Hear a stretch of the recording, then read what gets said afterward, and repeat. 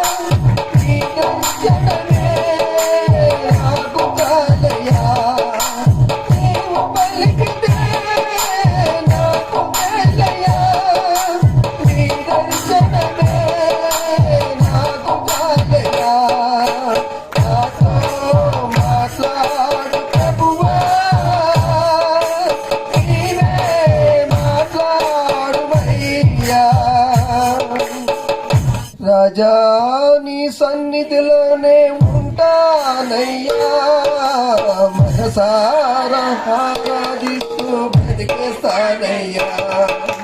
రాజా నీ సన్నిధిలోనే ఉంటానయ్యా, మనసారా ఆరాధిస్తూ బ్రతికేస్తానయ్యా.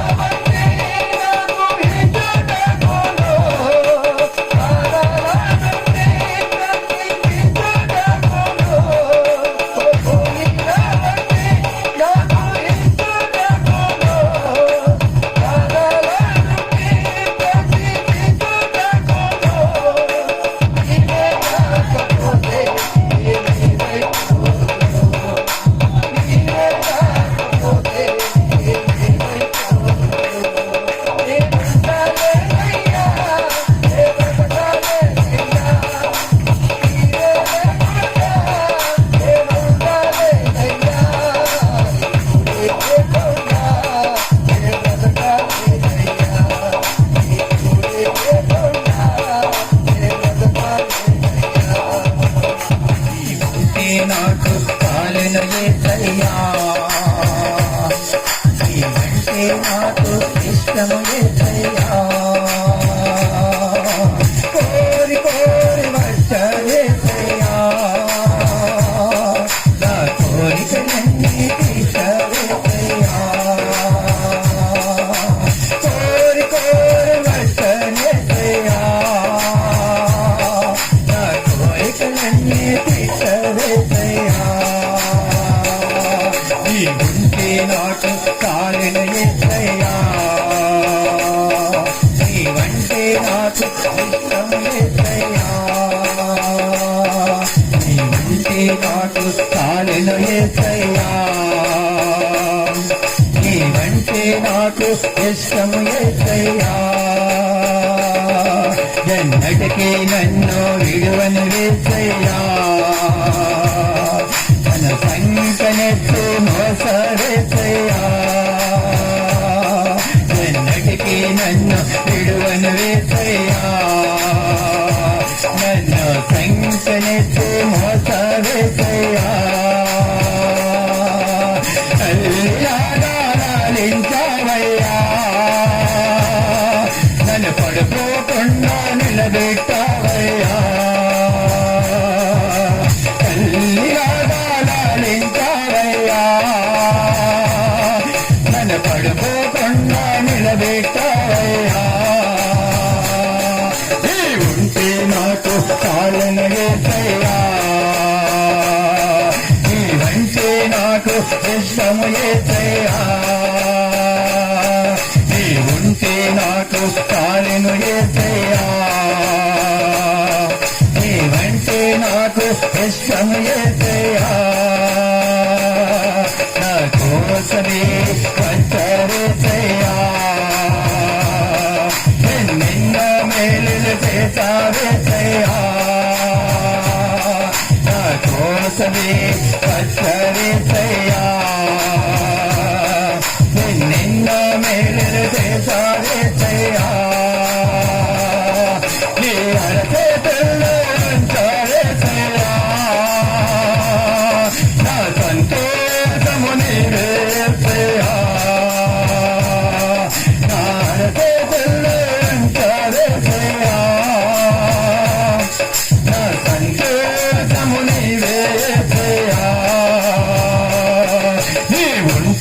నాకు చాలును యేసయ్యా నీవంటే నాకు ఇష్టము యేసయ్యా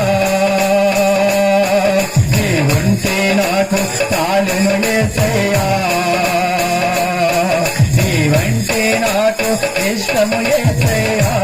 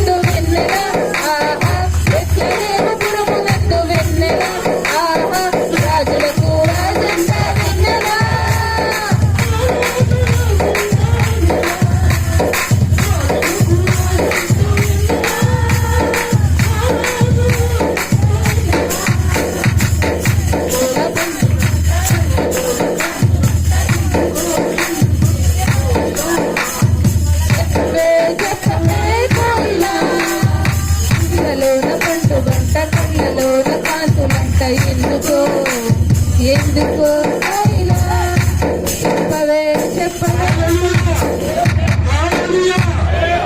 ప్రభువా నీవే నా మంచి కాపరివి ఓ ప్రభువా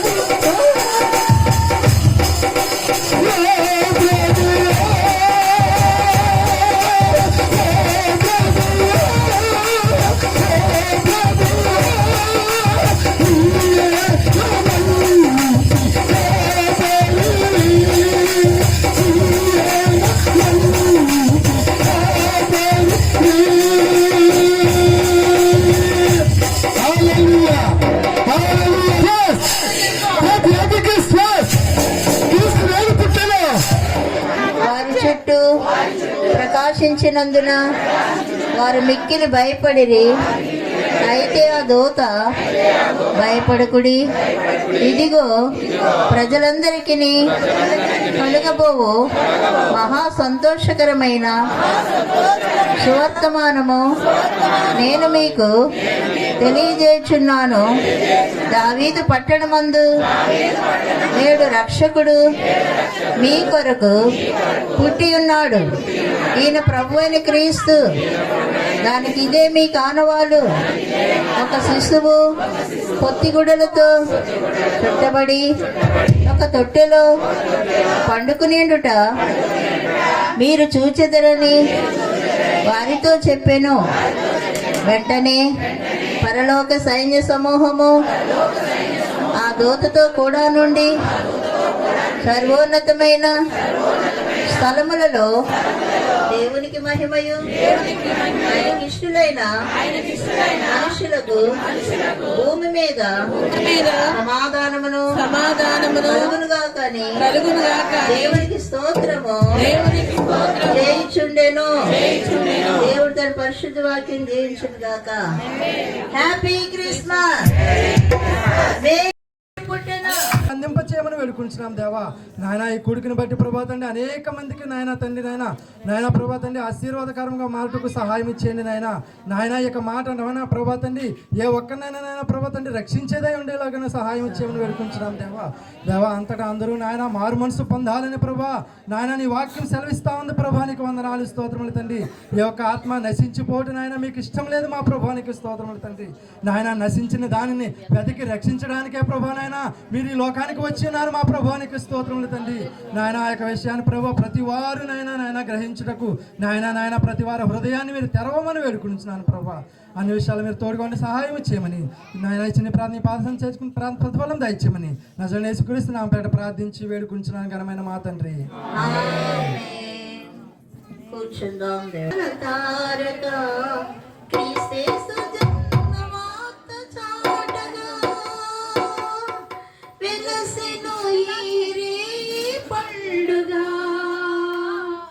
ఆకాశ వీధిలో అందాల తారక క్రీస్తు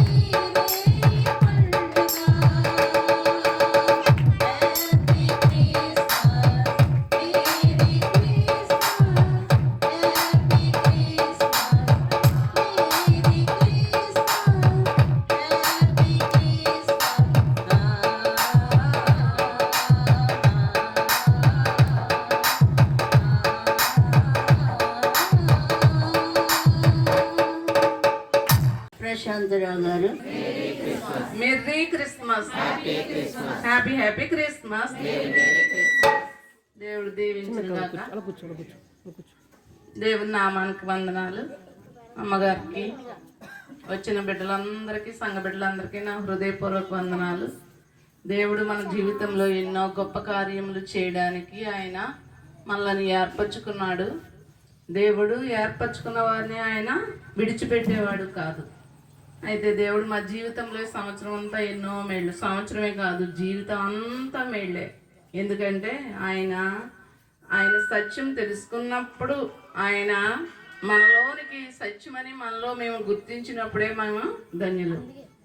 దేవుడు ఎంతగానో మమ్మల్ని ప్రేమించి ఆయన సృష్టికర్త అయిన దేవుని చేతిలో ఉండుట ఎంత మధురమో, ఎంత ఆశ్చర్యమో అది. అయితే నేనేమీ సాక్ష్యాలు గట్రా సిద్ధపడలేదు, కానీ దేవుడు నా నోట ఏది పెడితే అది పలుకుతాం అంతే. అయితే దేవుడు నా జీవితంలో ఎన్నో మేలు చేశాడండి. దేవుడు అంటే నేను ఏదో చిన్నపిల్లప్పుడు వెళ్ళాను అనుకోని అలాగా రక్షించబడ్డానని కాదు. కానీ నా చిన్న వయసులో మా అమ్మకి నేను 3వ పాప పుట్టినప్పుడు ఆడపిల్ల పుట్టింది అలాగని చెప్పేసంట అలా బాధపడి ఉండేవారంట. అయితే 3 సంవత్సరాలు వచ్చేటప్పుడు నన్ను మా అమ్మమ్మ ఇంటికి చిన్నపిల్ల పుట్టినప్పుడు ఏడుస్తుంది అలాగని పంపేశారంట. అమ్మమ్మ తాతయ్య దగ్గర నేను 5వ తరగతి చదువుకుని రాక తిమ్మాపురంలో ఉండిపోయానండి. ఉండిపోతే దేవుడు అయితే అక్కడ అలాగా ఏంటంటే పిల్లల మధ్య లేను కానీ పెద్దోళ్ళ మధ్య అనుభవంలో పెరిగానన్నమాట.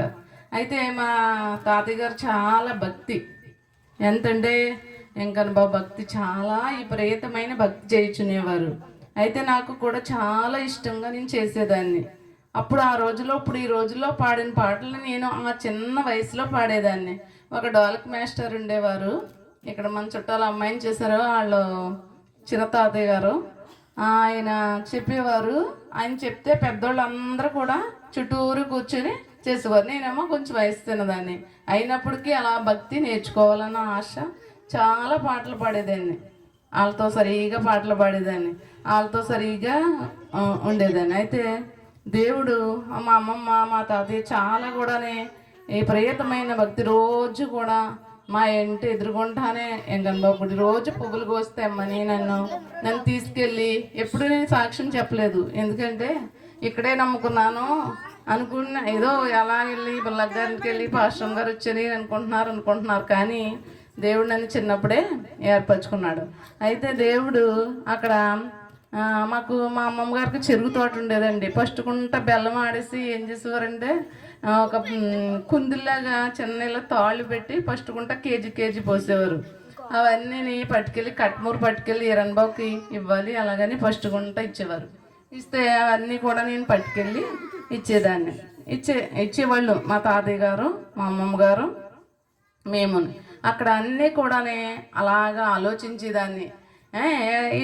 అయితే వెంకన్న బాబు అత్తమాను పూనేసి కందుల వెంకటరాజు గారిని తీసుకురావాలంటే మా తాతయ్య గారు ముసలారు, నేను జత వెళ్తూ ఉండేదాన్ని. నేను జత వెళ్తా ఉండే ఆయన చెప్పినవన్నీ అలా గమనించేదాన్ని. ఏంటి తాతయ్య, ఏంటి ఇలాగా దేవుడు అంటే ఏదో కొన్ని ఆయన తెలిసినవి చెప్పేవారు, కానీ పూర్తిగా అర్థమయ్యేది కాదు. అయితే తర్వాత అక్కడికి వెళ్ళి చెప్పేవారు. తర్వాత నేను 5వ తరగతి అక్కడ వరకు చదువుకున్నాక చాలా విపరీతమైన భక్తి. మా పక్కనే ఇంకొకళ్ళు దేవుడిని నమ్ముకొని, ఈ బుజ్జిగారు గుమ్మళ్ళూరు బుజ్జిగారు వాళ్ళ చుట్టాలు, వాళ్ళు 5గురు కొడుకులు ఆ రోజుల్లో దేవుడిని నమ్ముకొని దేవుని సువార్త చేసేవారు. ఏసు రక్తం గట్ట అనేవారు. అని పడితే నేను పిల్లల మధ్య ఏసు రక్తం అంటే మా మేనమామ గారు పిల్లలు గట్టని ఏసు రక్తం అంటుందని ఏళ్ళని చేసుకుంటూ ఉండేవారు. అదేంటి అనుకునేదాన్ని, కానీ ఏది విమర్శించకూడదు కదా అనేదాన్ని. అయితే ఏంటి అన్నీ కూడా ఉండేవి. అసలు నిజమైన దేవుడు ఎవరు, అసలు మనం సృష్టించిన సృష్టికర్త ఎవరు, దేవునికి ఇన్ని రూపాలు ఉండవు కదా, మానవుణ్ణి పుట్టించడానికి ఒక్కడే కదా కావాలి, ఆ దైవ స్వరూపుడు ఎవరు అని ఆలోచన కలిగింది నాకు 13 సంవత్సరాల వయసులో. 13 సంవత్సరాల వయసులో ఆలోచన కలుగుతూ ఉండేది. అలా కలుగుతూ ఉన్నప్పటికీ కూడా నేను అనుకునేదాన్ని, కానీ నాకు అంత జ్ఞానం లేదు. దేవుడి దగ్గర కనిపెట్టాలేమో, ఈ దేవుడేమో ఆ దేవుడేమో అన్న ఆలోచన లేదు. కానీ ఒక సృష్టికర్త ఉంటాడే, ఆ సృష్టికర్త ఎవరో తెలుసుకోవాలి అనుకునేదాన్ని, కానీ మళ్ళీ యథావిధిగా మా అమ్మ ఇక్కడికి తర్వాత నేను ఇక్కడికి వచ్చేసాను. 7వ తరగతి ఇక్కడ చదివాను. అయితే తర్వాత మా అమ్మ గట్ట మేము కార్తీక మాసంలో చాలా పూజలు చేసేవాళ్ళం. పాడున్నాడు పందన్న ములుగుదమ్మా మొలగాలి అనుకునేవాళ్ళు అన్నీ చెప్పేదాన్ని అని చెప్పుకునేవాళ్ళం పెద్దవాళ్ళు. అలాగే తెల్లరగట్ట ఇప్పుడు 2 గంటలకి చెరువు కాడికి వెళ్ళిపోయి రాగం చెరువు కాడికి ఒత్తులది వెలిగించుకుని అలాగా మా అమ్మతో కూడా చేసేదాన్ని భక్తి. అయితే దేవుడు ఏర్పరచుకున్నప్పుడు అప్పుడు నాకు ఆలోచన కలిగేది, ఇవన్నీ కూడా ఏంటి, ఈ మోక్షానికి తీసుకెళ్తాయా మనల్ని ఈ లోకానికి పంపించాడన్న ఆలోచన నాకు ఉండేది. సత్యాన్ని వెతకాలి, సత్యం ఏమిటి అని ఎతకాలి ఉండేది. కానీ వయసు చిన్నది, నాకు తెలియదు. ఎతకాలి అన్న జ్ఞానము బైబిల్లో ఉంటుందని కానీ ఇరుగు పొరుగులో ఉంటుందని కానీ నాకు తెలియదు. కొన్ని గ్రంథాలు చిన్న చిన్న పుస్తకాలు చదివేదాన్ని, కానీ అవి అర్థమయ్యే కాదు నాకు అంత మనసుకి. అయితే నన్ను తండ్రి నీవు ఉన్నావు, ఒకళ్ళు ఉన్నారు, తండ్రి ఎవరో ఉన్నారు అని అన్న భావంతో అలా ఉండేటప్పుడు తండ్రి తెలుసుకునే జ్ఞానం నాకు లేక దేవుడు ఏం చేశాడంటే, అప్పుడు 13 సంవత్సరాలు 14-15 సంవత్సరాల వయసు అప్పుడు వరలక్ష్మక్క గారి ఇంటికి నన్ను పంపించాడు అన్నమాట మిషన్ కుట్టు వ్యవహారానికి. అయితే దేవుడు అలాగా ఆశ ఉంది కదా, సత్యాన్ని తెలుసుకోవాలని ఆశ ఉంది. ఆశ ఉంటే అంత జ్ఞానం లేదు. అంత జ్ఞానం లేనప్పుడు నేను ఎలాగా పొందుకోగలను, సత్యాన్ని ఎలా తెలుసుకోగలను? అప్పుడు ఆవిడ దేవుని సన్నిధికి వెళతాం, వచ్చినప్పుడు వరలక్ష్మక్క అలా నేను కూడా వెళ్ళేదాన్ని. ఇన్ని రకాలుగా నేను చూశాను, చాలా చూశాను. ఇంకా మీరు ఏం చేసిన భక్తి ఆ రోజుల్లో నేను చిన్నప్పుడైనా పాట ఎక్కడ తప్పు పాడకుండా పాడేసేదాన్ని. అంటే కలిసినా కలకపోయినా అంత ఇది కాదు, అలా పాడేసేదాన్ని.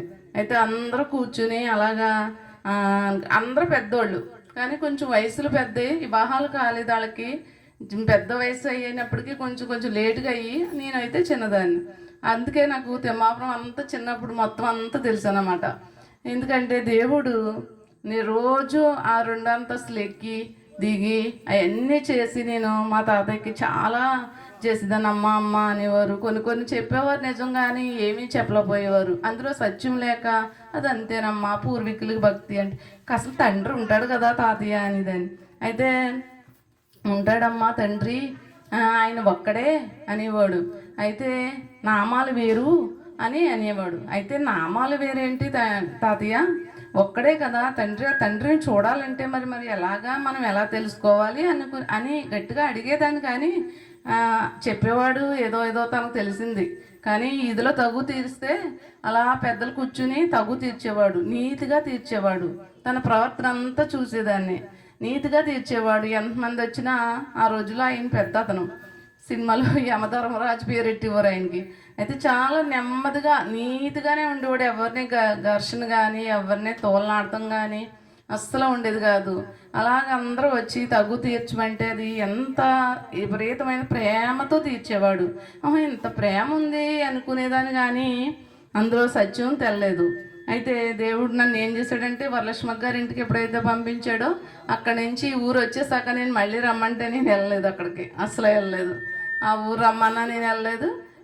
ఇంక నాకు వద్దు, నేను అక్కడే ఉన్నాను, నేను ఇక్కడే ఉంటాను అలాగని అప్పుడు నేను ఇక్కడే ఉండి దేవుడు నాకు బయలుపరిచాడు అన్నమాట. ఎందుకంటే నాకు జ్ఞానం లేదని చెప్పేసి దేవుడు వాళ్ళ ఇంటికి పంపించడను, దేవుని సన్నిధికి పంపించినప్పుడు దేవుడు ఎవరో తెలిసింది. దేవుడి దగ్గరకు వస్తేనే కానీ దేవుడు ఎవరో తెలియదు, భక్తి ఏమిటో తెలియదు, మనం ఎలా చెయ్యాలో కూడా తెలియదు, ఎలాగ దేవునితో నడవాలో కూడా తెలియదు. యేసుక్రీస్తే మనకి మాదిరిగా ఉన్నారు కాబట్టి ఆయన యేసుక్రీస్తు తండ్రి, ఆ ఒక్క తండ్రిని చూపించడానికి యేసుక్రీస్తు ఈ లోకానికి రక్షించడానికి నిజంగా నా కోసమే వచ్చాడని నేను ప్రార్థనిస్తున్నాను. ప్రభువా, నువ్వు నా కోసమే వచ్చావు, ప్రజల కోసం వచ్చావో లేదో నాకు తెలియదు, కానీ నిజంగా నా కోసమే వచ్చావు. నేను పాప బంధకాల్లో ఉండిపోయిన నన్ను, ఆ శాప బంధకాల్లో ఉండిపోయిన నన్ను ప్రేమించి రక్షించడానికి నువ్వు నా కోసమే వచ్చావని నేను ఎప్పుడు కూడా దేవునికి కృతజ్ఞతాస్తుతులు చెల్లిస్తూ ఉంటాను. దేవుడు ఎందుకంటే ఆ ఒక్కడిని తెలుసుకోవడానికి మన తరమేమీ కాదు. యేసుక్రీస్తు చూపించకపోతే ఆ తండ్రి దగ్గరకు మనం ఎలా చేరగలము? అబ్బా తండ్రి అని ఎలా మొరపెట్టగలము? ఆయన సత్యం మనకు తెలిసినప్పుడే కదా. అయితే అవి సత్యం లేదని వారి మతాన్ని నేను ద్వేషించట్లేదు. సత్యం ఉంది కానీ సర్వసత్యము లేదు. ఎంతో కొంత మతానికి సత్యం ఉంటుంది, సత్యం లేకుండా ఎవరూ నమ్మరు. కానీ సర్వసత్యము ఉండదు. సర్వసత్యము ఆయనే, సర్వాంతర్యామి ఆయనే, సర్వము. అయితే మోక్షానికి వెళ్ళే దారి నాకు దొరికినప్పుడు కొన్ని శ్రమలు వస్తాయి. మోక్షానికి వెళ్ళే దారి వచ్చినప్పుడు శ్రమైనా, బాధైనా, కరువైనా, హింసైనా, ఉపద్రవమైన, ఖడ్గమైన, మరి ఏదైనా కూడా పౌలు అంటాడు ఎడబాపలేరంట. దేవునికి మనకి ఆయన ఎడబాపు ఉండేది కానే కాదు. దేవుడు ఎంత గొప్ప దేవుడో. అయితే ఇది ఒకవేళ కొన్ని మేళ్ళు జరుగుతాయి, కొన్ని జరగకపోతాయి. అన్నీ కూడా అవి పెద్ద విచిత్రమేమీ కాదు. దేవుడే మన కోసం, ఆయన కుమారునిగా మన కోసం ఇచ్చేసినప్పుడు మనకు సమస్తము ఆయన ఇవ్వగలడు అని అడిగితే ఇంకా ఎక్కువ ఇవ్వగలడు. కానీ మనము ఉపయోగించుకోలేము. ఎంత ఇవ్వాలో సొలొమోను మహారాజు అంటాడు కదా, ఎంత విస్తారమైన ఆస్తి వెండి బంగారం ఉంటే చివరికి అంటాడు, అయ్యా నాకు ఎక్కువ వద్దు, ఎక్కువైతే నేను తిని మర్చిపోతాను, నాకు తక్కువ వద్దు, దొంగలైపోతాను, తగినంత ఆహారం ఇయ్యిన ఆయన అంటాడు. ఎందుకు? వేల వేల వేల వెండి బంగారాలు ఉన్నప్పటికీ కూడా మాట ఆయన అనుభవించాడు కాబట్టి అంటాడు. దేవుడు మనల్ని ప్రేమించి ఆయన ప్రణాళిక చొప్పున దేవుడు మనల్ని ఏర్పరచుకున్నాడు. తర్వాత అయ్యగారు అమ్మగారు మాకు ఏంటి ఎదుర్కొంటూ వచ్చారు.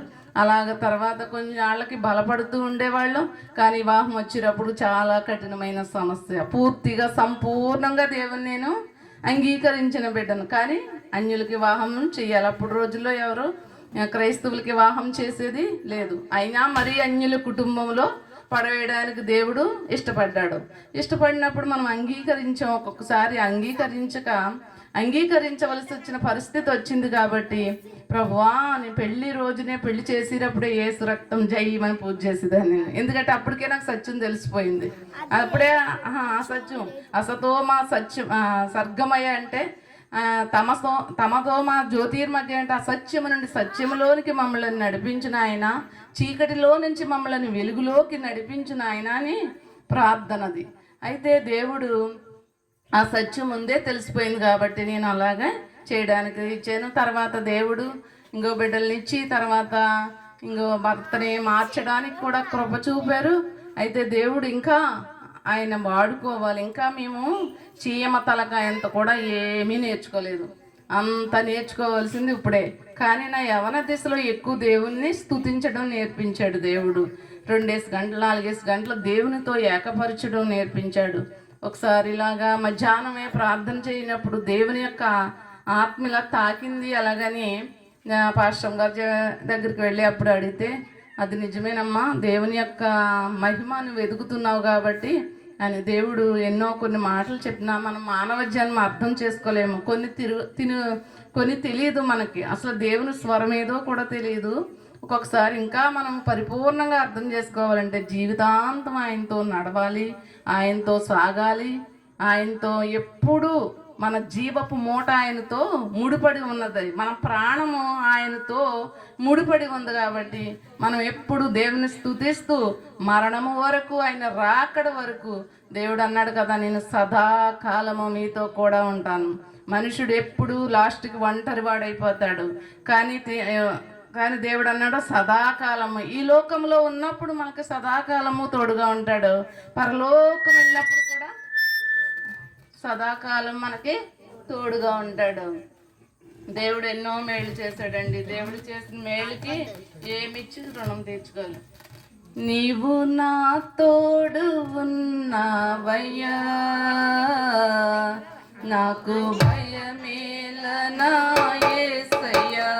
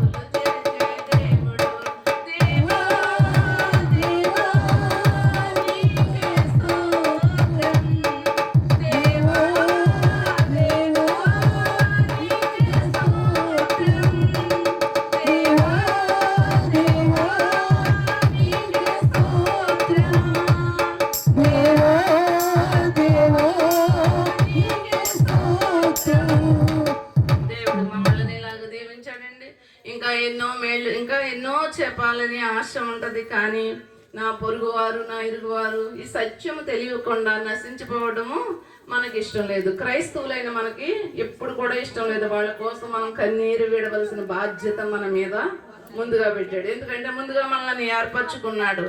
ఆ నశించిపోయే రక్షణ వారికి తెలియక, వారికి ఇప్పుడు తెలియకపోవచ్చు, కానీ నేను ఎవరికైనా సువార్త చెప్పినప్పుడు అమ్మ అప్పుడు మీకు తెలియకపోవచ్చు, కానీ మీ జీవితం ముగించినప్పుడైనా యేసు ప్రభువుని ఒప్పుకుంటేనే ఆ యొక్క రాజ్యం మనకు ఉందని చెప్తూ ఉంటే, నేను మొన్న ఒకసారి ఎప్పుడో కానీ బ్యాంక్ మేనేజర్ దగ్గర వెళ్తే మేమిద్దరనే మా పేరు చూసి ఏంటి మీరు దేవుని నమ్ముకున్నారా, మీరు ఇందులోకి ఎందుకు మారారు అని అడిగారు. అడిగితే ఆ ప్రశ్నకు నేను సమాధానం దేవుడే బయలుపరిచాడు. అయితే ఇలా ఎవరు చెప్పలేదమ్మా, అయితే చాలా బాగుంది మీరు నమ్మింది, అయితే మీది సత్యమే అయితేనని అది అతనికి హృదయపూర్వకంగా అది ఎలా చెప్పామని నాకు తెలియదు. పరిశుద్ధాత్మ దేవుడు ఎలా మాట్లాడారో తెలియదు. వివరంగా క్లుప్తంగా చెప్పినప్పుడు అతను ఎర్రబొట్లేదు పెట్టుకున్నాడు. చాలా బాగుంది, మంచిగా ఉంది, మీరు మంచిగానే ఉండండి అయితేని అని చెప్పారు. ఆ పరలోకం కోసం గట్టా చెప్తేనే దేవుడు అలాగా మన జీవితాలు వాడుకోవాలని మా కోసం మీరు ప్రార్థన చేయండి. మాకు ఆస్తి ఇండి బంగారాల కొరకు కంటే మా జీవితం చాలా విలువైంది. ఈ జీవితాన్ని ఆయనకు సమర్పించినప్పుడు ఎప్పుడు కూడా జీవితాలు సమర్పించడం నేర్చుకోవాలి. భక్తి అనేది ఇంకా ఒక రోజుతో అయిపోలేదు. ఒక రోజు ఒక గంటకు ఒక గంట, ఒక నిమిషానికి ఒక నిమిషంలో మనం మార్చుకోవాలి, నేర్చుకోవాలి. ఒక్క రోజుతో మనం పరిపూర్ణం కాలేము. కాబట్టి మనం ఇరుగు పొరుగు వారందరి కోసం మేము ప్రార్థన చేయవలసిన వారమై ఉన్నాం. కాబట్టి అందరినీ రక్షించాలని, మా బంధువులు రక్షించాలని. ఇప్పుడు మా బంధువులు ఎవ్వరికీ రక్షణ లేదు, కానీ మమ్మల్ని చిన్నప్పుడు ఏళ్ళని చేసినప్పటికీ కూడా అప్పుడు ఎంతో పరిపూర్ణంగా దేవుడు గొప్పవాడు అని ప్రార్థన చేసుకుంటూ చేయమంటూ అలాగ ఉంటారు. కానీ సత్యం తెలుసుకోవాలని మా ఆశ. సత్యమే. అందుకే ఈ కోటాలు, ఇలాంటి కోటాలు ఎన్ని కోటాలు పెట్టినా దేవుని మనకేమీ రుణం తీర్చుకోలేము. మనం ఎప్పుడు జీవితాంతము కూడా ఒక్క క్షణము కూడా ఇడవకుండా దేవుని స్తుతించినా రుణం తీర్చలేము. ఎందుకంటే మన పాపములు ఆయన క్షమించాడు. పాపములు క్షమించడానికి భూమి మీదకి ఎవరికి అధికారం ఉందండి? సర్వాధికారం ఆయనకే ఇయ్యబడి ఉన్నది. ప్రభువా దేవుని వాక్యము నెరవేరుస్తున్నది. అందుకే దేవుడు మనల్ని దీవించిన గాక, మన సంఘాన్ని దీవించిన గాక, మన దైవజనులు దీవించిన గాక, మన గ్రామాన్ని దీవించిన గాక, మా ఇరుగు ప్రజలు, మా బంధువులే కాదు మానవ జాతి అందరూ సత్యము తెలుసుకొని గాక. యేసుక్రీస్తు నామములో సువార్త అందరికీ వినబడింది కాబట్టి, ఆలోచన శక్తి వారికి దయచేయబడును గాక. ఆమేన్. యేసు రక్తమే దేవుని నామానికి వందనాలండి. అయ్యగారికి, అమ్మగారికి, వచ్చిన సహోదరు సంఘ బిడ్డలకి, మన 4 సంఘ బిడ్డలకి నా హృదయపూర్వకమైన వందనాలు తెలుస్తున్నాను. ఈ రాత్రికాల సమయంలో ఈ గృహంలో క్రిస్మస్ ఆరాధన జరుపుకోవడానికి ఆ దేవాతి దేవుడు ఎంతగానో కృపనిచ్చి, ఎంతగానో మా శక్తి చేత కాదు, మా బలంతోటి కాదు, ఆయన ఆత్మతోటే ఇక్కడ సంచరించి ఈ ఆరాధన జరపడానికి ఆయన కృపించినందుకు వారికి లెక్కలేని స్తోత్రాలు చెల్లించుకుంటున్నాను. నేను ఎప్పుడో విగ్రహారాధనలోనే ఉండేవాడిని. ఆటే నా భార్య రేయం పగలు ప్రార్థన చేసి నా సన్నిధికి నడిపించింది. అలాంటినప్పుడు నేను ఉత్సాహంగా సన్నిధికి వచ్చినప్పుడు ఎదరవారిని తీసుకురావాలని నేను ఎంత ఆసక్తిగా ఉంటానో, నేను ఎంత అహంకారంగా ఉంటానో అని నా మాట అలా ఉంటుంది. నాది జాలి గల హృదయం. ఒక్కసారి మీరు ఎవరు కేకేసినా మళ్ళీ 5 నిమిషాలు నేను వారి కోసం నేను జాలి పడతాను. అలాంటి హృదయం నాకు దేవుడు ఇచ్చినందుకు వారికి కృతజ్ఞతాస్తుతులు చెల్లించు. మీరందరూ నాలో అహంకారం కానీ ఏమీ లేకుండా ప్రార్థన చేయమంటాను. అదొకటే మిమ్మల్ని కోరుతున్నాను. అందరితోటి శాంతి సమాధానంతో ఉండి ఎదరవారి మనసు తెలుసుకుని వారిని ఇబ్బంది పెట్టకుండా ఆ దేవాతి దేవుని ఎలా తెలుసుకోవాలో మనమందరం ఎరిగి ఉండాలని మిమ్మల్ని అందరినీ కోరుతున్నాం. నాకు ఎండి బంగారాలు వద్దు, ఆస్తి పాస్తులు ఇచ్చాడు, మంచి బిడ్డలు ఇచ్చాడు, అల్లులు ఇచ్చాడు, వారు కూడా దేవుడిలో ఎదిగే కొత్తలు కూడా ఇచ్చాడు. మా సంటి మా మనవరాళ్ళు ఇద్దరు వచ్చారంటే నాకు పాట అంత వారికి ఆ దేవాతి దేవుడు ఎంత కృపనిచ్చాడు.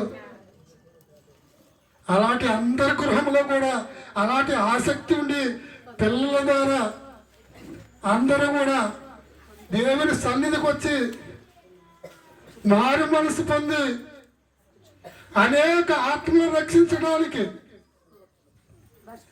మన కోసం కాదు, ఇరుగు పని కోసం, ఎవరు లేని బిడ్డల కోసం, ఎవరు అనాథలుగా ఉన్నారో వారందరి కోసం మనం భారము కలిగి ప్రార్థన చేయడానికి ఆ దేవాతి దేవుడు కృపనివ్వమని మీ అందరినీ ప్రార్థన చేయమని కోరుతున్నాను. ఇసిన సాక్ష్యం దేవుడు దీవించను గాక.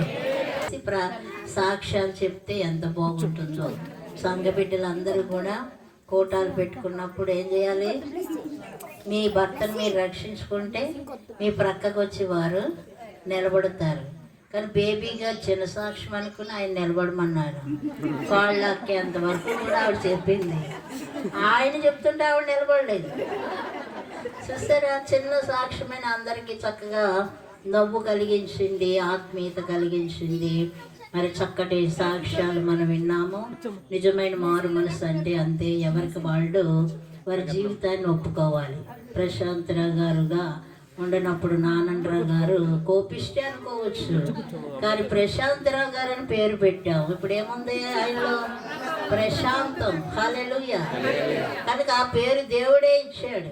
కనుక ఇప్పుడు ఆయన ఒప్పుకుంటున్నారు, నాకు కోపం ఉంది కానీ ఏముంది? జాలి కూడా ఉంది. నిజమే, కరెక్టే. కోపంగా మాట్లాడినా ఆయన ఎప్పుడు కూడా జాలిగానే ప్రవర్తిస్తూ ఉంటారు.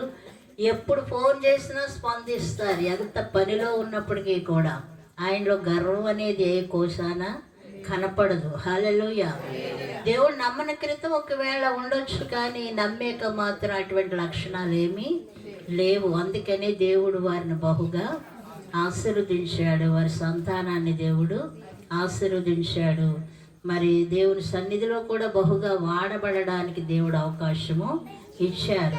ఎవరైతే దీన మనస్కులై దేవుని సన్నిధిలో గడగడా వణుకుచున్నారో, భయభక్తులు కలిగి ఉంటున్నారో, అట్టి వారిని భూమి మీద దేవుడు ఏం చేస్తాడంట? బహుగా హెచ్చిస్తాడు. ఏం చేస్తాడు? హెచ్చిస్తాడు. అది ఎవరు కూడా గట్టు వేయని ఆశీర్వాదము. హల్లెలూయా. కనుక మంచి సాక్ష్యాలు మనం విన్నాము. జీవితంలో ఎలాగ దేవుని తెలుసుకున్నాము అనేటువంటి సత్యము వారు తెలియపరిచారు. కనుక మరి సుదీర్ఘమైన సాక్ష్యం మరి బేబీ గారు చెప్పారు. అలాగే ప్రతి ఒక్కరు ఒక సాక్ష్యం కలిగి ఉండాలి. మీ కోటాలు పెట్టుకుంటున్నప్పుడు మీరు కూడా ఏం చేయాలి? అదే అవకాశం. మీ చుట్టుప్రక్కల ఉన్న వారిని పిలుచుకుంటున్నారు కాబట్టి అన్యుల కోసము, మీ బంధువుల కోసము మీరు ఎలా మారు మనసు పొందారో, ఎలా రక్షించబడ్డారో అనేటువంటిది, దేవుణ్ణి ఎలా తెలుసుకున్నారు అనేటువంటిది మీరు సాక్ష్యము చెప్పుకోవడం ఎంతైనా మంచిది. ఎక్కడికో వెళ్ళి మీరు చెప్పలేరు కాబట్టి మీ ప్రాంతంలోనే, మీ ఇంటి దగ్గరే దేవుడు మీకు అవకాశం ఇచ్చాడు. ఏమిటి ఇచ్చాడు అవకాశం? సాక్ష్యం ఇచ్చి మీ ఇరుగు పొరుగు వారిని రక్షించుకోండి, మార్చుకోండి. హల్లెలూయా. ఎక్కడికో వెళ్ళి సాక్ష్యం చెప్తే ఒకవేళ ఆ సాక్ష్యం అబద్ధం అవ్వచ్చు, వారు నమ్మకపోవచ్చు. ఎవరెవరో వచ్చి సాక్ష్యాలు చెప్తారు, అది అలా జరిగిందా అనేటువంటి అనుమానాలు మనకి రేకెత్తుచూ ఉంటాయి. కానీ మన మధ్యనున్న వాళ్ళే జరిగిన విషయాలు, దేవుడు వారి పట్ల చేసిన గొప్ప కార్యాలు చెప్తూ ఉంటే విన్నవారికి అది ఎంతో ఆశ్చర్యంగా ఉంటుంది. నిజమే. హల్లెలూయా. దేవుడు నమ్ముకున్నాకే కదా వీళ్ళు ఇలాగున ఆశీర్వదించబడ్డారు. దేవుడు నమ్ముకున్నాకేనే కదా వీరి స్థితి ఇలాగున మార్చబడింది. ఒకప్పుడు మేము వచ్చినప్పుడు ఇల్లు ఎలాంటిది అనుకున్నారు? పెంకిటిల్లు. ఎలాంటిది? పెంకిటిల్లు. చిన్న గది అనమాట. ఆ గదిలో వాళ్ళు అడ్జస్ట్మెంట్ అవుతూ ఉండేవారు. ఆ ఇంటికి వచ్చి ప్రార్థన చేస్తూ ఉండేవాళ్ళము. దేవుడు ఆ ప్రార్థన ఏం చేశాడు? 2 అంతస్తుల మేడగా ఆశీర్వదించాడు. ఇద్దరు కూడా ఒక మాట చెప్పారు. ఏమిటి? మేము వెండి బంగారములు ఆశించడం. అయితే వెండి బంగారం లేదా మీ ఇంట్లో? లేదా? కనుక వద్దన్నా దేవుడు ఏం చేశాడు? వెండి బంగారం కూడా ఇచ్చాడు. అబ్రహాం కూడా అలాగే ఆస్తిని అంటే పెంటగా ఎంచుకున్నాడంట, దేవుణ్ణి మాత్రం ఎంతో విలువగా ఎంచుకున్నాడు. దేవుని మాట వినడానికే ఇష్టపడ్డాడు, దేవుని హత్తుకున్నాడు. అయితే దేవుడు అంట ఆయనకి వెండి బంగారం విస్తారంగా ఇచ్చాడంట, దాసదాసీలను ఇచ్చాడు, ఐశ్వర్యమును ఇచ్చాడు, భూములు గలవానిగా చేశాడు, సంతానము కలిగిన వానిగా చేశాడు. ఇంకా ఆయన పేరు కీర్తి ప్రశంసింపచేసి లోకములో భూలోకంలో ఆయన పేరు గొప్పగా ఆశీర్వదించాడు. హల్లెలూయా. మరి అబ్రహాము యెహోవాను నమ్మెను, అది ఆయనకి నీతిగా ఎంచబడెను అనేటువంటి వాక్యం ఉన్నది. అబ్రహాము ఎన్నున్నా వాటి వైపు చూడలేదు, కానీ ఎవరు నమ్మాడు? దేవుడు నమ్మాడు కనుక అది అతనికి నీతిగా ఎంచబడింది. గనక వద్దంటే ఆస్తి ఆయన చుట్టూ తిరిగింది. కనుక పేరు కీర్తులు, ఆయన ఏ గ్రామంలో ఉంటే ఆ గ్రామంలో, ఏ దేశంలో ఉంటే ఆ దేశంలో ఆయనంట రాజుగా పరిగణించేవారంట, రాజు కంటే ఎక్కువగా గౌరవించేవారంట. దేవుడు నమ్ముకున్న బిడ్డలకి గౌరవ మర్యాదలు కూడా పెరుగుతూ ఉంటాయి. ఆస్తితో రావయ్యి, దేనితో వస్తాయి? మంచి లక్షణాలతో గౌరవ మర్యాదలు పెరుగుతూ ఉంటాయి. హల్లెలూయా. కనుక దేవుని బిడ్డలారా, మంచిది. దేవుడు అందరికీ గొప్ప కార్యములు చేస్తూనే ఉన్నాడు. పక్షపాతి కాదు, దేవుడు పక్షపాతి కాదు. కానీ ఆయన దగ్గరికి వచ్చేటప్పుడు ఆయన ఏమై ఉన్నాడో, ఎవరై ఉన్నారో తెలుసుకోవటం మనకి ఎంతైనా అవసరమై ఉన్నది. ఆయన దగ్గరికి రావటం ఎంతైనా అవసరమై ఉన్నది. సృష్టికర్తను మనం తెలుసుకోవటం భూమి మీద గొప్ప భాగ్యము. అది ఎంతో మనకు ముఖ్యమైన విషయము. ప్రతి ఒక్కరికి కూడా సృష్టికర్త కావాలి. సృష్టికర్త వాళ్ళు గ్రహించకపోతే, తెలుసుకోకపోతే వారు జీవించే జీవితం అంతా వ్యర్థమని బైబిల్ చెప్తుంది. ఎంత జ్ఞానులైనా కానీ ఎవరిని తెలుసుకోవాలంట? సృష్టికర్తని. ఒకడు లోకమంతా సంపాదించి వాని ప్రాణం పోగొట్టుకుంటే వాని ప్రయోజనము ఏమిటి అని దేవుని వాక్యంలో ఉన్నది. ఈ లోకములు ఎన్ని సంపాదించుకున్నా, ఎంత పేరు ప్రఖ్యాతులు కలిగి ఉన్నప్పటికీ వాని ఆత్మ నరకానికి పోతే వానికి ప్రయోజనం ఏమీ లేదు. సృష్టికర్తను తెలుసుకుంటేనే వాని ఆత్మకు క్షేమము ఉన్నది, వాని ఆత్మకు విశ్రాంతి ఉన్నది. హల్లెలూయా. మనం ఒక మాట విశుద్ధంగా మీకు తెలియపరుస్తాను. దేవుడు ఏమై ఉన్నాడు, ఎక్కడున్నాడు, ఎలా వెదకాలి ఆయన అనేటువంటి విషయము అపోస్తలుల కార్యము 17:22 నుంచి మనము ఒక విషయం మనం చదువుకుందాము. ఈ వాక్యము మీకు బాగా క్లియర్ గా అర్థం. అతి దేవతా భక్తి గలవారై ఉన్నట్టు నాకు కనబడుచున్నది. నేను సంచరించుచు మీ దేవతా ప్రతిమలను చూచుచుండగా ఒక బలిపీఠము నాకు కనబడెను. దాని మీద తెలియబడని దేవునికి అని వ్రాయబడి ఉన్నది. కాబట్టి మీరు తెలియక దేని యందు భక్తి కలిగి ఉన్నారో దానినే నేను మీకు ప్రచురించుచున్నాను. హల్లెలూయా. కనుక టైం 9 అయిపోస్తున్నారంట. ఏం చేస్తున్నారు? వీధి వీధికి వెళ్ళి సువార్త ప్రకటించడానికి చూస్తూ ఉంటే ఆ ఏథెన్స్ అనేటువంటి ఊరిలో వీధి వీధికి ఏమి కట్టబడి ఉన్నాయంటే విగ్రహపు గుళ్ళు కట్టబడి ఉన్నాయి. ఏం కట్టబడ్డాయి? విగ్రహపు గుళ్ళు కట్టబడి ఉన్నాయంట. ఒక్కొక్క గుడికి కూడా వారు ఒక్కొక్క పేరు పెట్టుకున్నారంట. ఏం పెట్టుకున్నారు? ఒక్కొక్క దేవతా పేర్లు పెట్టుకుని వారు పూజ చేస్తున్నారు. అయితే ఆయన చూస్తే ఆ పట్టణస్థులందరూ కూడా ఎంతో భక్తిగా ఉన్నారంట. ఎంతో విధేయతతో వారు భక్తి ఆచరిస్తూ ఉన్నారు. దేవుడు అంటే వారికి ఎంతో ఆశగా ఉంది కనుక అందుకని వారు ఏం చేశారు? వీధి వీధికి కూడా ఏం కట్టుకున్నారు? విగ్రహపు గుళ్ళను కట్టుకుని వారు భక్తి చేస్తున్న సందర్భంలో ఈ యొక్క దైవ సేవకుడు వెళ్ళి ఆ దేశమంతా, ఆ ప్రాంతమంతా చూస్తూ ఉన్నప్పుడు ఆయనకు ఒక గుడి కనపడింది. ఏమిటా గుడి అంటే అన్ని గుళ్ళ మీద పేర్లు ఉన్నాయి, దేవత పేర్లు. ఆ పేర్లు బట్టి వారు పూజ చేస్తున్నారు. అయితే ఒక గుడి మీద అంట ఒక పేరు ఉందంట. ఏమని పేరు ఉంది? తెలియబడని దేవుడు. తెలియబడని దేవుడు అనేటువంటి పేరు పెట్టుకున్నారు. అది కూడా ఒక దేవతే, దేవుడే అనేటువంటి ఆలోచనతో వారు ఏం చేస్తున్నారు? దానికి కూడా పూజ చేస్తున్నారు. తెలియకయే వారు కూడా పూజ చేస్తున్నారు. కనుక పౌలు గారు ఇప్పుడు ఈ తెలియబడిన దేవుని గురించి ఈ ప్రజలకు నేను తెలియపరచాలని దైవ సేవకుడు ఏం చేశాడు? ఆ యవనస్తులు, వృద్ధులు, బాలురు సాయంత్రం వేళ సల్లపూట వేళ ఒక దిమ్మకాడ కూర్చుని ఆ పిచ్చాపాట మాట్లాడుకున్న ఆ సమయమందు అక్కడ స్త్రీలు కూడా ఉన్నారంట. జ్ఞానము కలిగిన స్త్రీలు, జ్ఞానము కలిగిన ఆ పురుషులు కూడా ఉన్నారంట. ఆ సమయమందు వారి దగ్గరికి వెళ్ళి ఆ దైవ సేవకుడు సువార్త ప్రకటిస్తున్నాడు. ఏమి సువార్త? ఏమి సువార్త? సృష్టికర్త అయిన దేవుని గూర్చి, తెలియబడని దేవుని గూర్చి.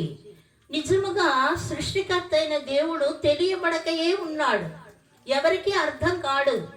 కనుక ఆయనను ఆత్మతో సేవిస్తే, ఆయనను వెతకాలని జ్ఞానము కలిగి ఉంటే ఆయన ప్రత్యక్షమవుతాడు.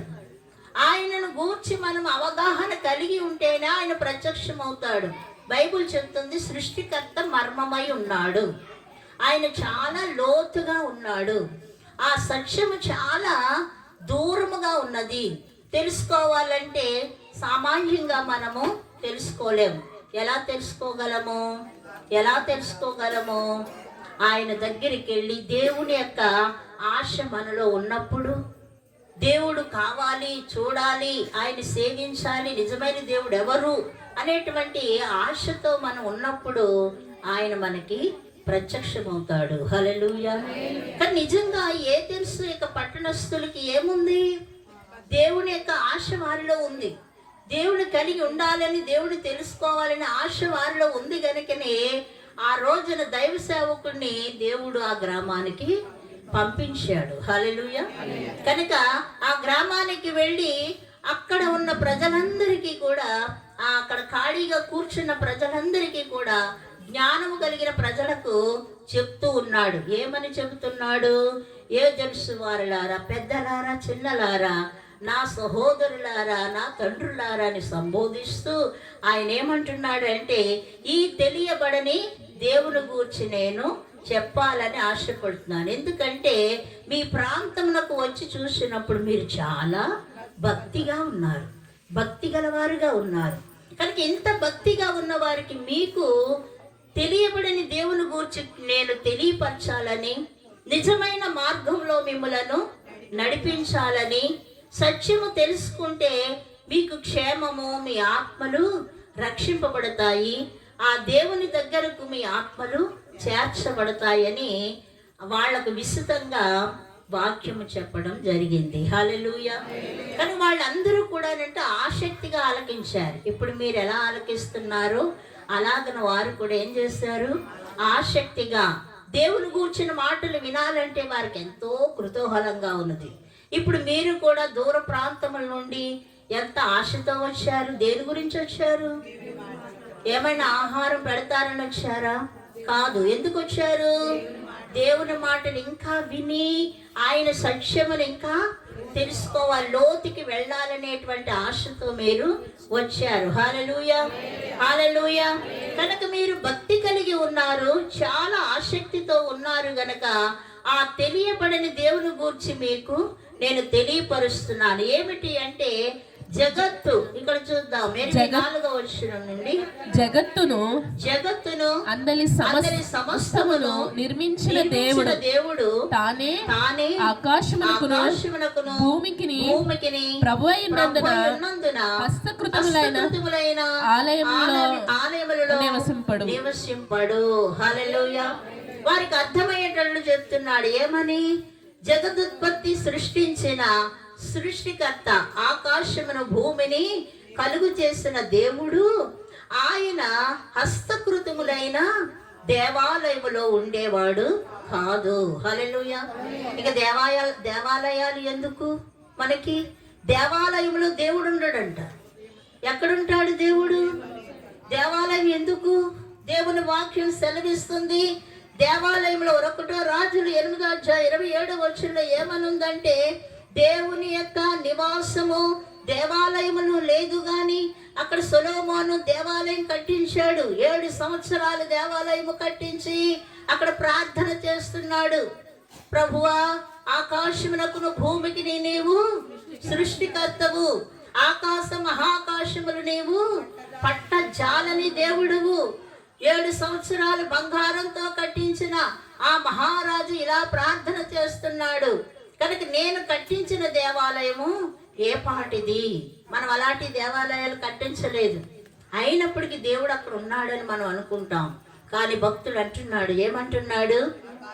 ఆకాశమునకు భూమికి నీవు సృష్టికర్తవు, హస్తకృతములైన దేవాలయంలో నీవు ఉండేవాడు కాదు. అక్కడ ఏమంటున్నాడంటే, రెయ్యంబగళ్ళు రాత్రింబగళ్ళు కూడా నీ నామము పెట్టబడిన మందిరము వైపు నీ కన్ను దృష్టి ఉంచుచున్నావు. హల్లెలూయా. ఎక్కడైతే దేవుని మందిరం కట్టబడుతుందో అక్కడంట దేవుని కన్ను దృష్టి ఉంటుందంట. ఏముంటుంది? దేవుని కన్ను దృష్టి. దేవుని మందిరములోనికి వెళ్ళి దేవుని ఆరాధించు వారి మీద ఏముంటుంది? దేవుని కన్ను దృష్టి. హల్లెలూయా. దేవుని కన్ను దృష్టి ఉంటుంది కనుక అందులో ఆరాధించు వారి మీద కూడా ఏమొస్తుంది? దేవుని కన్ను దృష్టి ఉంటుంది. హల్లెలూయా. ఆ కన్ను దృష్టి ఆ వారి మీద ఉంటే దేవుణ్ణి ఆరాధించినట్లే, దేవుడు వారిని చూచినట్లే. కానీ ఇక్కడ మనం చూస్తున్నాం, సృష్టికర్త అయిన దేవుని గూర్చి మనం తెలుసుకుంటున్నాం. ఈ రాజు ఎవరిని గూర్చి కట్టాడు ఈ మందిరము అంటే, ఆకాశమునకును భూమికిని సృష్టికర్త. అయితే మనము దేవుణ్ణి ఎరగక ముందు ఏం చేసేవాళ్ళం అంటే, దేవాలయము కట్టుకుని ఒక మందిరం, ఒక గుడి కట్టుకుని అందులో విగ్రహం పెట్టుకుని నిజంగా దేవుడు ఇక్కడే ఉన్నాడని అపోహపడేవాళ్ళం. కనుక అంతేకాదు, ఎక్కడెక్కడికో దూరం వెళ్ళి ఇక్కడ దేవుడు ఉన్నాడు, నిజంగా దేవుడు చూసొచ్చాను అనేటువంటి తృప్తి చెందేవాళ్ళం. కానీ బైబిల్ దగ్గరికి వస్తే దేవుణ్ణి చూచిన వారు ఎవ్వరు లేరు. హల్లెలూయా, హల్లెలూయా. ఆయన ఏమై ఉన్నాడు? ఆత్మస్వరూపి అయి ఉన్నాడు. ఇక్కడ అంటున్నాడు కదా, ఆకాశ మహాకాశములు పట్టజాలని దేవుడు. ఆయనకి ఎక్కడ మందిరం కట్టగలం మనము? కనుక దేవుణ్ణి ఆరాధించుకోవడానికి ఒక దేవాలయం మనం కట్టుకున్నప్పుడు అక్కడ మనం ఏం చేస్తున్నాము? దేవుణ్ణి ఆరాధిస్తున్నాం. అది దేవుని నామం పేరట అది కట్టబడుతుంది. హల్లెలూయా. అక్కడ మనము దేవుని కలుసుకోవడానికి, దేవుని కనుదృష్టిలో మనం పడడానికి అక్కడికి మనము వెళుతున్నాము. కనుక ఆ ఆరాధన ఎక్కడ జరగాలి? దేవుడు ఎక్కడ మనకు ప్రత్యక్షమవుతాడు? దేవుని కనుదృష్టి ఎక్కడ ఉంటుంది అనేటువంటిది బైబిల్ చెప్తూ ఉన్నది. కనుక ఇక్కడ మనం ఇంకా చూస్తాము, ఆయన అందరికి జీవమును ఊపిరిని సమస్తమును దయచేవాడు గనుక తనకు ఏదైనా కొదువై ఉన్నట్టు మనుషుల చేతులతో సేవింపవాడు కాదు. హల్లెలూయా. దేవుడంట మానవులందరికీ ఏమిచ్చాడు? ఊపిరిని, సమస్తమును, జీవమునిచ్చి మనల్ని నడిపిస్తున్నాడు. దేవుడైన వాడు మానవుని సృజించిన వాడై ఉండాలి. కానీ మానవుడు దేవుణ్ణి చేసుకోకూడదు. మానవుడు దేవుణ్ణి చేసుకుని ఇది నిజంగా దేవుడని మనం ఆరాధించటం అది అపోహ అని దేవుని వాక్యం సెలవిస్తుంది. కనుక దేవుని బిడ్డలారా, గొప్ప గొప్ప మందిరాల్లో కూడా దేవుడు లేడు. అక్కడ ఏమున్నది? దేవుని కనుదృష్టి ఒకటే ఉన్నది. కానీ విగ్రహంలో దేవుడు లేడని ఇక్కడ దేవుని వాక్యం సెలవిస్తుంది. దేవుడు ఏమై ఉన్నాడంట? మానవులందరినీ సృజించిన వాడు, మానవుల్లో జీవం పోసిన వాడు, మానవునిలో ప్రాణం పోసి సమస్తమును కలుగజేసిన వాడు ఆయన. హల్లెలూయా. ఆయనంట మానవుల ద్వారా సహాయం కోరట్లేదంట. ఇక్కడ మనం చదువుకున్నాం క్లియర్ గా. ఏమంటున్నాడు ఇక్కడ? మానవుని ద్వారా ఏమైనా సహాయము కోరేవాడు కాదు. హల్లెలూయా. కనుక మా దేవునికి మనం సహాయం చేసేది ఏమీ లేదు. దేవుడే మనకి ఏం చేస్తున్నాడు? ఉదయం లేచిన కానించి సాయంత్రం వరకు కూడా దేవుని సహాయాన్నే మనము పొందుకుంటున్నాము. ఆకాశం ఆయన కలుగజేశాడు, భూమిని ఆయన కలుగజేశాడు. ఆకాశంలో మనకి మరి కావలసిన వెలుతురంతటిని, సూర్యుని, చంద్రుని, నక్షత్రములను, ఆకాశం నుండి వచ్చే వర్షమును, మన పంటలకు కావలసిన వర్షమును, సమస్తమును, మనుషుని, ఇవన్నీ కూడా ఎవరు కలుగు చేశారు? దేవుడే. దేవుని సహాయం మనం పొందుకుంటున్నాం. భూమిలో ఉన్న సమస్తము, నీరు కావలసింది, ఇంకా ఏమైనా ఇంకా కావలసినవన్నీ కూడా దేవుడు, గనులన్నీ దేవుడు భూమిలో పెట్టి ఉన్నాడు. సముద్రంలో కావలసినవన్నీ మానవుల కోసం ఇచ్చాడు. ఇవన్నీ కూడా మనము అనుభవిస్తున్నాము. ఇది ఎవరి సహాయము? దేవుడే మానవులకు ఏం చేస్తున్నాడు? సహాయం చేస్తున్నాడు. గాని మానవుడు దేవునికి సహాయము చేసేవాళ్ళు ఎవ్వరూ లేరు. హల్లెలూయా, హల్లెలూయా. కనుక దేవునికి ఈ పని చేశాను, ఆ పని చేశాను అనడం మనము ఎర్రితనమై ఉన్నది. కనుక దేవుడికి పనేమి మనము చేయటం లేదు. దేవుడే మనకి సహాయము చేస్తున్నాడు అనేటువంటి మాటలు అక్కడ తెలియపరుస్తున్నాడు. దేవుడు ఆలయంలో లేడు. ఇన్ని గుళ్ళు కట్టుకున్నారు కానీ ఆలయాల్లో దేవుడు లేడు. కానీ దేవుడు ఎక్కడున్నాడు? దేవుడు ఎక్కడున్నాడు? నిజముగా ఆత్మతో ఆయన్ని ఆరాధించు వారి మధ్య ఉన్నాడు. నిజంగా ఆయన యొక్క మంచితనాన్ని గ్రహించు వారికి ఆయన ప్రత్యక్షమవుతాడు. ఆయన సహాయం పొందుకుంటున్నామనేటువంటి మనస్సు కలిగి జ్ఞానముతో ఎవడైతే ఆయనను వెతుకుచున్నాడో అట్టి వారి ముందు ఆయన ప్రత్యక్షమవుతాడు. హల్లెలూయా, హల్లెలూయా. దేవుడు చూచుచున్న దేవుడు. కనుక ఇంకా మనం చూద్దాము. 26వ వచనంలో ఏమని ఉంది? మరియు యావత్ భూమి మీద కాపురముండుటకు ఆయన ఒకని నుండి ప్రతి జాతి మనుషులను సృష్టించి వారు ఒకవేళ దేవుని తడవులాడి కనుగొందురేమో అని తన్ను వెదుకు నిమిత్తము నిర్ణయ కాలమును వారి నివాస స్థలం యొక్క పొరిమేరను ఏర్పరచెను. హల్లెలూయా. ఇప్పుడు మనము దేవుణ్ణి వెతుక్కోవడానికి ఎక్కడెక్కడికో వెళ్ళక్కర్లేదు. పలానా గుళ్ళో ఉన్నాడు దేవుడు, పలానా దేశంలో ఉన్నాడు, పలానా కొండ మీద ఉన్నాడు, పలానా అక్కడ ఉన్నాడు, మనం ఈ నిలువు దోపిడీ చేయాలి, కనుక ఈ కానుకలు అక్కడ కట్టుకెళ్ళి ఇవ్వాలి, అలాంటి అపోహలేమి ఉండక్కర్లేదు. దేవుని వెతుక్కోవడానికి మన పొలిమేరలు దాటి, మన యొక్క స్థలాలు విడిచి, మన యొక్క గ్రామాలు విడిచి ఎక్కడికి వెళ్ళనవసరం లేదు అంటున్నాడు భక్తుడు. హల్లెలూయా, హల్లెలూయా. కనుక దేవుడిని తడవలాడుకుంటూ ఎక్కడో ఉన్నాడని వెతుక్కుంటూ వెళ్ళడానికి దేవుడు మిమ్ములను ఆ విధంగా సృజించలేదు. కనుక మీ పొలిమేరల్లోనే దేవుడు మీకు నివాసమై ఉన్నాడు. హల్లెలూయా, హల్లెలూయా. ఇక్కడ మనం చూస్తాము ఇర్మియా గ్రంథములో 29:13 ఏమంటున్నాడంటే, దేవుని వెతకాలని మీకు ఆశ ఉన్నప్పుడు, అక్కడ మనం చూస్తాం, గట్టిగా చదవండి. ఇర్మియా గ్రంథం 23:13 మీరు నన్ను వెతికిన ఎడల పూర్ణ మనస్సుతోను నన్ను గూర్చి విచారణ చేయని ఎడల మీరు నన్ను కనుగొందురు. హల్లెలూయా. ఎలా వెతకాలంట ఆయన్ని? పూర్ణ మనస్సుతోను పూర్ణ జ్ఞానముతోను నన్ను వెతికిన ఎడల మీరు నన్ను కనుగొందురు. హల్లెలూయా, హల్లెలూయా. ఎలా వెతకాలంట?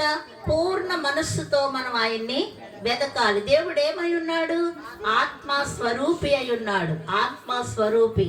అబ్రహాం గారు అంటే విగ్రహారాధకుడు అయి ఉన్నప్పుడు ఏం చేసేవాడంట? వాళ్ళ నాన్నగారు విగ్రహాలు అమ్ముతూ ఉండేవాడంట. ఆ మట్టి విగ్రహాలు చేసి అమ్ముతూ ఉన్నప్పుడు ఆ కొడుకు ఏం చేశాడు? ఒక రోజున తండ్రి ఇంటికి వెళ్ళాడంట భోజనానికి. ఆ కొడుకు ఏం చేశాడంట? కర్రించుకుని అన్నిటిని కొట్టేశాడంట. ఏం చేశాడంట? కర్రించుకుని అన్నిటిని కొట్టేస్తే తండ్రి వచ్చి అడిగాడంట, నాయనా ఇవన్నీ ఏంటి ఇలా చితకబాదేశావు ఏంటి? పప్పు అయిపోయినాయి అని అంటే ఆయన అన్నాడంట, లేదు నాన్నగారు, వాటికి అయ్యే కొట్టేసుకున్నాయి, దేవుళ్ళకి దెబ్బలాట్లు వచ్చినాయి, వాటికి అయ్యే కొట్టేసుకున్నాయి, అలా పప్పు అయిపోయినాయి అన్నాడంట. అప్పుడు వాళ్ళ నాన్నగారు అన్నారంటే, ఏమన్నారు? ఓరి విగ్రహాలు కొట్టుకుంటాయా ఎక్కడన్నాను? అవి విగ్రహాలు రా, అందులో జీవము లేదు అని అన్నప్పుడు కొడుకు అన్నాడంట, నాన్నగారు విగ్రహాలు జీవం లేవని తెలిసి కూడా మీరెందుకు వాటిని తయారు చేసి అమ్ముతూ ఉన్నారు అనేసి అడిగాడంట. హల్లెలూయా. అలా అడిగితే ఆయన అన్నారంట, మన జీవనోపాధి కోసం బాబు అలాంటి మాట్లాడకు, జీవనోపాధి కోసం మనం అమ్ముతున్నాం అంటే కొడుకు అన్నాడంట, అలాగందరినీ మోసం చేయటం మంచి పద్ధతి కాదు అని. ఆయనంటే సృష్టికర్త అయిన దేవుని గూర్చి ఆయన వెతికి, నిజమైన దేవుడు నాకు ప్రత్యక్షం కావాలని అబ్రహాం అడిగినప్పుడు దేవుడు ఆయన స్వరాన్ని వినిపించాడు. హల్లెలూయా. ఆకాశం నుండి స్వరం వినబడింది, ఇదిగో నేను సృష్టికర్త అయిన దేవుణ్ణి, నేను నిన్ను పేరు పెట్టి పిలుస్తున్నాను, నిన్ను నేను ఆశీర్వదిస్తాను, నా మాటను వింటావా అన్నాడంట. దేవుడు ఆకాశం నుండి తన స్వరాన్ని వినిపించాడు. దేవుడు మాట్లాడే దేవుడు, కానీ ఆయన కనపడేవాడు కాదు. కనుక దేవుని మందిరానికి వచ్చి మనం ఆయన సన్నిధిలో ఆత్మతో ప్రార్థన చేస్తున్నప్పుడు ఆయన మనతో మాట్లాడతాడే తప్ప మనకి ఆయన కనిపించేవాడు కాదు. హల్లెలూయా. పూర్ణ మనసు తెచ్చుకోవడానికి, ప్రశాంతమైన వాతావరణం కల్పించుకోవడానికి దేవుని మందిరానికి మనం వెళతాం. ఆయన స్వరం మనం వినడానికి, ఇంకా సత్యం తెలుసుకోవడానికి, ఆయన స్వరం అనేటువంటి వాక్యం మనం వినడానికి, ఆ వాక్యంలో ఉన్న జీవము సత్యము తెలుసుకోవడానికి మనం ఆయన సన్నిధికి వెళతాం. కనుక అక్కడ నుండి దేవుడు మనల్ని ఏం చేస్తాడు? సర్వసత్యంలోనికి మనలను నడిపిస్తాడు. దేవుడు ఏమై ఉన్నాడో మనకి జ్ఞానాన్ని నేర్పిస్తాడు. హల్లెలూయా. అబ్రహాం అలా తెలుసుకుని, ప్రభువా నిజముగా నీవే దేవుడు అయితే నీ మాట నేను స్పష్టంగా వింటాను, తప్పకుండా వింటాను అన్నప్పుడు అబ్రహాము దేవుని మాట వినటం ప్రారంభించాడు. దినము దేవుడు అతనితో మాట్లాడినప్పుడు దేవుడు కట్టుబట్టలతో అతని బయటికి రమ్మన్నాడు. నేను చూపించు దేశానికి నువ్వు వెళ్ళు అన్నాడు. అక్కడ సువార్త ప్రకటించడానికి, దేవుని క్రియలు ప్రత్యక్షపరచడానికి అబ్రహామును పిలిచాడు. అబ్రహాము దేవుని మాట వింటూ వెళుచు ఉన్నప్పుడు అబ్రహాముకి ఏమీ కొదువా చేయలేదు. వెండినిచ్చాడు, బంగారంనిచ్చాడు, దాసదాస్యులనిచ్చాడు, ఆస్తి అంతస్తులనిచ్చాడు. అబ్రహాం సంతానానికి ఒక దేశాన్నే దేవుడు ఇచ్చాడు. గొప్ప జనాంగముగా అబ్రహాముని ఆశీర్వదించాడు. హల్లెలూయా, హల్లెలూయా. ఇప్పుడు అబ్రహాం మనకు కూడా తండ్రి అయ్యాడు. కనుక అబ్రహాము పరిశుద్ధుల గుంపులో ప్రధానుడయ్యాడు అని దేవుని వాక్యము సెలవిస్తుంది. ఎందుకని? అబ్రహాము దేవుణ్ణి నమ్మాడు, విగ్రహాలను విడిచిపెట్టాడు. కనుక అబ్రహాం దేవుణ్ణి నమ్మాడు, జీవము కలిగిన దేవుణ్ణి నమ్మాడు. ఆయన ఏమై ఉన్నాడు? ఏమై ఉన్నాడు? ఆత్మస్వరూపి, మాట్లాడేవాడు. దేవాలయంలో విగ్రహమై ఆయన లేడు. మన చేతి పనుల చేత ఆయన అవసరాలు తీర్చుకునేవాడు కానే కాదు, మన అవసరాలు తీర్చేవాడై ఉన్నాడు. హల్లెలూయా, హల్లెలూయా. కనుక ఆ విధంగా సువార్త ప్రకటించినప్పుడు అక్కడ ఏ తెలుసు ప్రజలందరికీ దేవుని మాటలు చెప్పినప్పుడు వారందరూ ఏమయ్యారంట? ఏమయ్యారు? మారు మనసు పొందారు. సృష్టికర్త ఎవరో వారు తెలుసుకున్నారు. తెలుసుకుని ఏం చేశారంట? స్త్రీలు పురుషులు జ్ఞానము కలిగిన వారందరూ కూడా యేసుక్రీస్తుని వెంబడించారు. హల్లెలూయా, హల్లెలూయా. ఇంకా అంటున్నాడు అక్కడ, మనం చూస్తాం ఇంకా 28 నుంచి మనం చదివితే అర్థమవుతుంది. మనం ఆయన యందు బ్రతుకుచున్నాము, చలించుచున్నాము, ఉనికి కలిగి ఉన్నాము. అటువలే మనం ఆయన సంతానమని మీకు అవిశ్వాసులలో కొందరు చెప్పుచున్నారు. కాబట్టి మనము దేవుని సంతానమై ఉండి మనుషుల చమత్కార కల్పన వలన మలచబడిన బంగారమునైనను వెండినైనను రాతినైనను దేవత్వము పోలి ఉన్నదని తలంచకూడదు. ఆ జ్ఞాన కాలములు దేవుడు చూసి చూడనట్లుగా ఉండెను. ఇప్పుడైతే అంతటను అందరూ మారు మనసు పొందవలెనని మనుషులకు ఆజ్ఞాపించుచున్నాడు. హల్లెలూయా. దేవుడు ఆ జ్ఞాన కాలమందు చూసి చూడనట్టుగా ఉన్నాడు. వెండిని మరి బంగారం విగ్రహములు చేసుకుని వారు ఆరాధిస్తున్నప్పుడు చూసి చూడనట్లుగా ఉన్నాడంట. కానీ ఇప్పుడైతే దేవుడు అందరినీ చూస్తున్నాడు. ఏం కోరుకుంటున్నాడు? మనుషుల దగ్గర నుండి ఏది కోరుకోవట్లేదు. ఏం కోరుకుంటున్నాడంట? అందరూ మారు మనసు పొందాలి. హల్లెలూయా. ఏం పొందాలంట? మారు మనసు అంటే ఏమిటి? వారి పాపము నుండి, వారి శాపము నుండి విడిపింపబడాలి. చెడు ప్రవర్తన నుండి వారు విడిపింపబడాలి. అలాగున విడిపింపబడాలి అంటే దేవుని యొక్క వాక్యం దగ్గరికి రావాలి. మన హృదయంలో చెడుతనము తెలుసుకోవాలి అంటే దేవుని వాక్యం మనకు అద్దములాగా పనిచేస్తుంది. హల్లెలూయా. అద్దములో మన సహజ ముఖం చూసుకున్నట్లుగా దేవుని వాక్యములో మన హృదయము తేటగా కనిపిస్తుంది గనుక మనం సరి చేసుకోవడానికి అవకాశం ఉంది. అదే మారు మనసు. సృష్టికర్త అయిన దేవుడు తన ప్రజలుగా మనలందరినీ స్వీకరించాలని, మార్చుకోవాలని, ఆయన ఉండే స్థానానికి మనలను తీసుకుని వెళ్ళాలని, ఆ నిత్యత్వములోనికి, జీవమైన మార్గములోనికి మనం నడవాలని ఆ సృష్టికర్త అయిన దేవుడు మానవ అవతారము ధరించుకుని లోకానికి వచ్చాడు. హల్లెలూయా. మర్మమై ఉన్న ఆ దేవుడు మర్మమును తెలియపరచడానికి, సత్యాన్ని బోధించడానికి మానవుడుగా అంటే మహిమను తగ్గించుకుని దేవుడు ఏమై ఉన్నాడు? మహిమా స్వరూపుడై ఉన్నాడు. ఆ మహిమను ఎవరు చూడలేడు కనుక చూడలేని ఆ దృశ్యం మన దగ్గరికి వస్తే మనం చూడలేము, సస్తాం. కాబట్టి దేవుడు మహిమను తగ్గించుకుని ఎలా వచ్చాడంట? మానవ అవతారిగా ఈ లోకానికి వచ్చి మన దగ్గరికి వచ్చి యేసుక్రీస్తుక ఆ రూపములో ఆయన వచ్చి ఏం చేశారు? సత్యాన్ని మనకి బోధించి పరలోకం వెళ్ళే మార్గాన్ని ఆయన మనకి తేటపరిచారు. ఈ రోజున మనం ఆయన వెతకడానికి ఇష్టపడినప్పుడు ఆ సత్యం మన ముందు ఏమవుతుంది? ప్రత్యక్షమవుతుంది. అప్పుడు మనం ఆయన పిల్లలము అవుతున్నాం, ఆయన ప్రజలం అవుతున్నాం. దేవుడు ఎక్కడో లేడు, ఎక్కడున్నాడు? మన ముందే ఉన్నాడు. హల్లెలూయా. మనం పూర్ణ హృదయంతో, పూర్ణాత్మతో, పూర్ణ శక్తితో ఆయన మనం వెతికినప్పుడు ఆత్మస్వరూపైన దేవుడు మన హృదయాన్ని కన్వర్ట్ చేస్తాడు, మారు మనసుకు అనుభవాన్ని ఇస్తాడు, మంచి లక్షణాలు మనకు నేర్పిస్తాడు. ఆ మంచి లక్షణాల్లోని దేవుని స్వరూపం ఉన్నది. ఆ దేవుని స్వరూపములో నుండే మనం పరలోకాన్ని స్వతంత్రించుకోగలము. దేవుడి మాటలు దీవించును గాక. మహిమగల దేవా నీకు స్తోత్రం, స్తోత్రం. ఉన్నతమైన తండ్రి నీకు స్తోత్రం.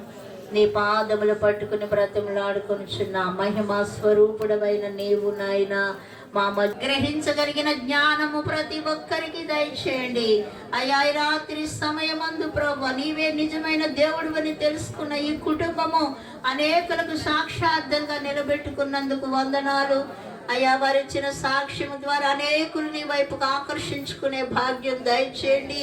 కూడి వచ్చిన బిడ్డలందరినీ దీవించండి, ఆశీర్వదించండి. ఇంకా వారు బలపడడానికి, ఇంకా నిన్ను హత్తుకోవడానికి సహాయం చేయండి. వారి గృహాల్లో కూడా ఇట్టి కూడికలు ఏర్పాటు చేసుకుని అయ్యా వారి ప్రాంతాల్లో ఉన్న ప్రజలను కూడా నీ వైపుకు ఆకర్షించే శక్తి వారికి దయచేయండి. ఈ రాత్రి సమయమందు ప్రభు ఈ మాటలు విన్న ప్రతి ఒక్క బిడ్డను కదిలించండి. దేవా సత్యం ఎక్కడ ఉందో గ్రహించే శక్తిని దయచేయండి. ఏ ఆత్మయు నశించిపోవడం నీ చిత్తం కాదు ప్రభువా. కనికరించండి, కనికరించండి. అర్థం కాని వారికి ఇంకా అర్థమయ్యేటట్లు సహాయం చేయండి. కూడి వచ్చిన బిడ్డలందరినీ దీవించండి. రాత్రి సమయమందు చక్కటి కూడికి ఏర్పాటు చేసి కొంత ధనమును వేయపరిచిన ఆయన ఈ విధంగా సువార్త వినిపించిన మా ప్రశాంతరావు గారి కుటుంబాన్ని దీవించండి. వారి పిల్లలకు నీ కృప తోడుగా ఉంచండి. ఇంకా రక్షణ ఎరుగని బంధుమిత్రులను కూడా రక్షించండి. నీ వైపుకు ఆకర్షించుకోండి. ఈ కూడికలు ఇంకా నాయన గృహములు ఎన్నెన్నో జరగడానికి సహాయం చేసి సంవత్సరం అంతా దీర్ఘాయుష్యు, ఆరోగ్యము, అయా శక్తి, బలము దయచేసి వారి వ్యాపారములు, చేతి పనులు, వ్యవసాయాలు దీవించి చేపట్టిన ప్రతి పనిలోనూ తోడుగా ఉండండి. సంవత్సరం అంతా నీ కాపుదలు ఉంచి బయటికి వెళ్ళినప్పుడు, లోపలికి వచ్చినప్పుడు నీ కృప వారికి తోడుగా ఉంచమని అడుగుతున్నాం. అన్ని విషయాల్లో వారి పిల్లకు నీ కృప ఉంచి నడిపించమని, వారి అవసరాల అక్కను మీరు తీర్చి అనేకులకు సాక్షులుగా నీ బిడ్డలను నిలబెట్టుకోమని, పాలు పొందిన బిడ్డలందరినీ దీవించి ఆశీర్వదించమని, వారి ప్రాంతాలకి నాయన సుఖ శాంతులతో నడిపించమని నజరేయుడని యేసుక్రీస్తు పరిశుద్ధ నామమున స్తుతించి ఆరాధించి ఘనపరిచి బ్రతిమలాడి వేడుకొనిచున్నాము తండ్రి. తండ్రి అయిన దేవుని ప్రేమయు, కుమారుడైన యేసుక్రీస్తు యొక్క కృపయు, పరిశుద్ధాత్మ యొక్క సహవాస సన్నిధి ఇప్పుడు ఎల్లప్పుడు మనందరికీ, మన కుటుంబాలకు, సేవా పరిచయంతటికి, లోకంలో ఉన్న పరిశుద్ధులందరికీ దేవుడు సదా తోడయించి నడిపించి కాపాడి వర్ధల్ల చేయును గాక. ఆమేన్. యేసు రక్తమే జయం, సిలువ రక్తమే జయం. ప్రభు యేసు రక్తం సంపూర్ణ విజయం కలుగునుగాక. ఆమేన్. Happy Christmas, merry Christmas. క్రీస్తు నాడు పుట్టెను. హల్లెలూయా. బోలో క్రీస్తు మహారాజుకే, యేసు మహాత్మునికే, యేసు మహాత్మునికే.